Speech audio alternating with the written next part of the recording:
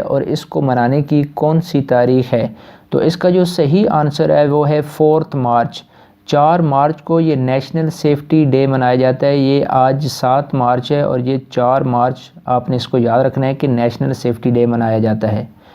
Question number 2 है हमारे पास, इन मार्च 2020 national bank for agriculture and rural development has infused rupees in the rural banking during the current physical. जो current physical जो year चल रहा है इसमें जो ये एग्रीकल्चर रूरल डेवलपमेंट एक इनिशिएटिव है तो उसमें कितने रुपीज़ रखे गए हैं? तो इसका जो सही आंसर है वो 1.84 लाख करोड़, ये इतने पैसे इसके लिए रखे गए हैं।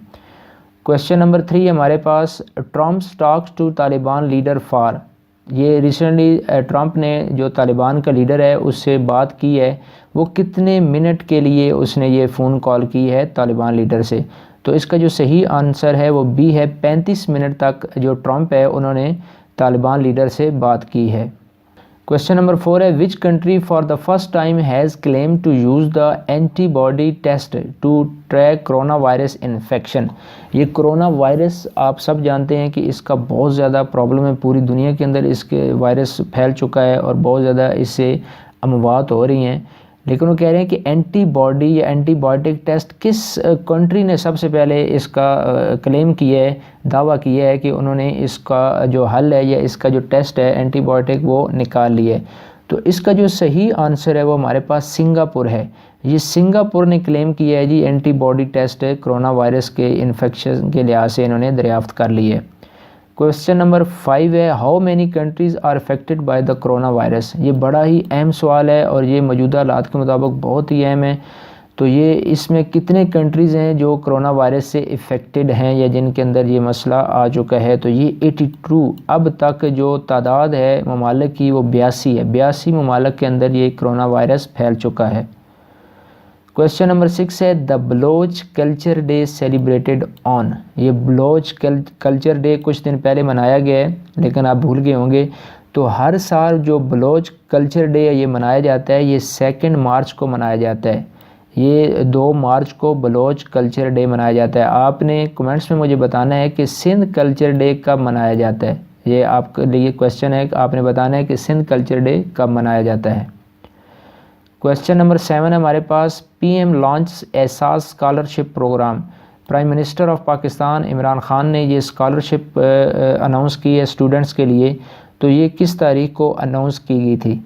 तो इसका जो सही राइट आंसर है वो है 2 मार्च। 2 मार्च को ये जो एहसास स्कॉलरशिप प्रोग्राम है इसका ऐलान किया गया है।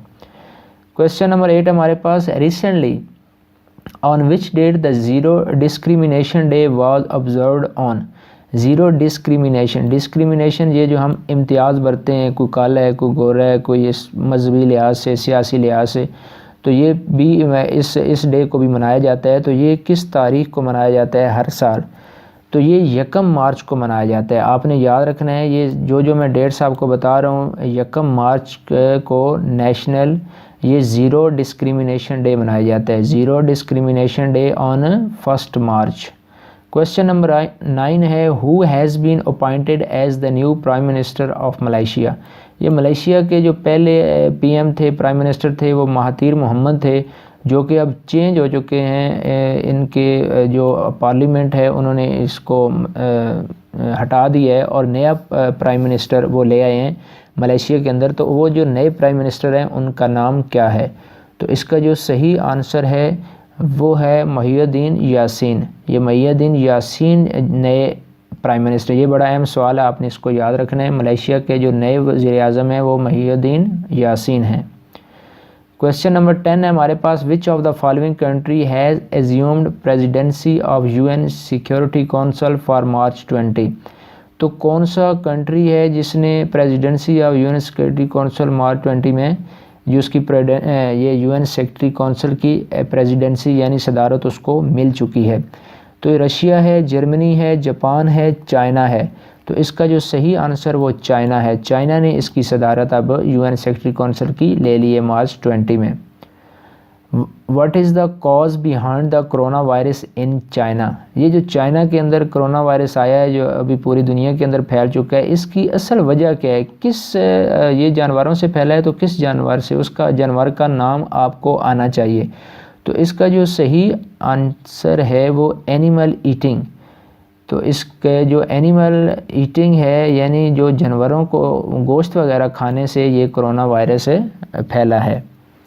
इंसेक्ट है, ह्यूमन ईटिंग है, बर्ड्स ईटिंग है, लेकिन ये जो सही आंसर है एनिमल ईटिंग है।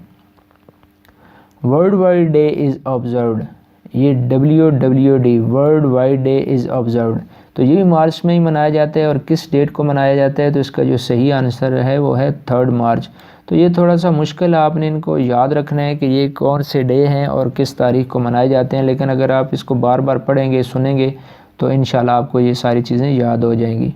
क्वेश्चन नंबर 13 हमारे पास, recently which country pulled out its from hosting of Asian Olympic wrestling qualifying event.